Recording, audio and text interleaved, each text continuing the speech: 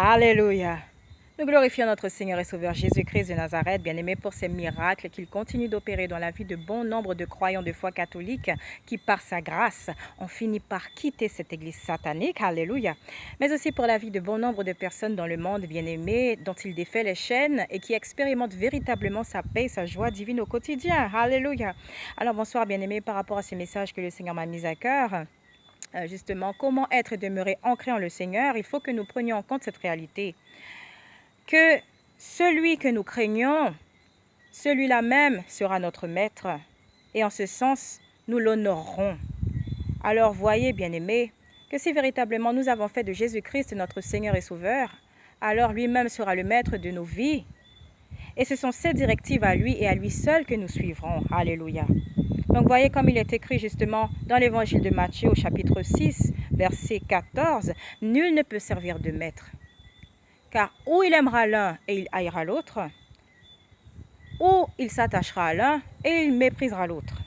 Nul ne peut servir Dieu et Mammon, Mammon qui est le Dieu de l'argent, en d'autres termes Satan. » Donc voyez bien aimés que si nous fondons notre foi en les choses matérielles et périssables, plutôt que de fonder notre foi en Jésus-Christ seul, alors qui est notre maître? À qui sommes-nous assujettis? De qui sommes-nous les esclaves? Alléluia. Parce que bien aimés, rappelez-vous justement cet épisode où Jésus-Christ a été tenté par Satan dans le désert, dans l'évangile de Matthieu, chapitre 4, où Satan, justement, en voyant qu'il avait faim, il lui dit, « Puisque tu es le Fils de Dieu, transforme ces pierres en pain. » Et le Seigneur, qu'est-ce qu'il lui répondit?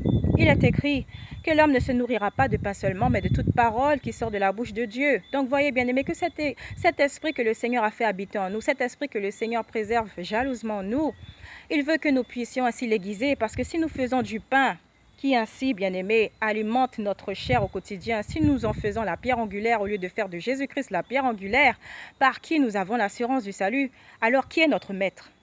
Qui servons-nous? Si nous craignons de perdre des choses dans le monde ou de perdre des êtres chers en disant « Seigneur, j'ai peur qu'on me vole, j'ai peur de perdre telle chose, j'ai peur de manquer d'argent, ou alors j'ai peur de perdre tel être cher, etc. » Bien-aimés, à qui sommes-nous assujettis? Est-ce que véritablement nous connaissons Jésus-Christ? Est-ce que nous connaissons ce qu'est sa paix, sa joie divine que le monde ne peut donner? Alors voyez, bien-aimés, que la source de toute chose, c'est Jésus-Christ. Parce qu'encore une fois, c'est cet Esprit Saint qu'il nous donne gratuitement, qui fait, si nous résistons à toute épreuve de la vie, qui fait que nous résistons à la grande tribulation qui s'annonce. Parce que sachez que ce coronavirus qui sévit dans le monde, il n'est absolument rien au regard de ce qui nous attend par la suite, par la mise en place de ce nouvel ordre mondial, qui ainsi sera exposé à la vue de tous très bientôt.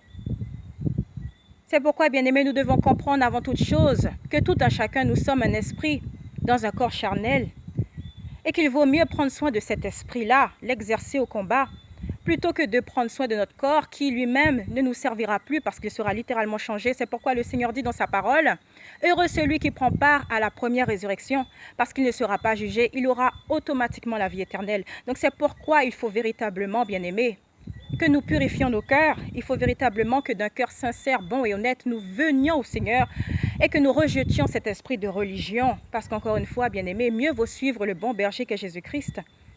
Car étroit est le chemin qui mène à la vie éternelle. Large est le chemin qui mène à la perdition. N'oubliez pas, bien-aimés, que si nous nous assujettissons aux choses de ce monde et que nos cœurs sont littéralement tournés vers les choses périssables de ce monde, si nous en faisons des idoles au détriment de Dieu, alors nous serons plus susceptibles de prendre la marque de la bête sur notre front et sur notre main droite. Et vous savez, bien-aimés, que si tel est le cas, alors nous ne verrons pas le Seigneur et nous périrons en enfer.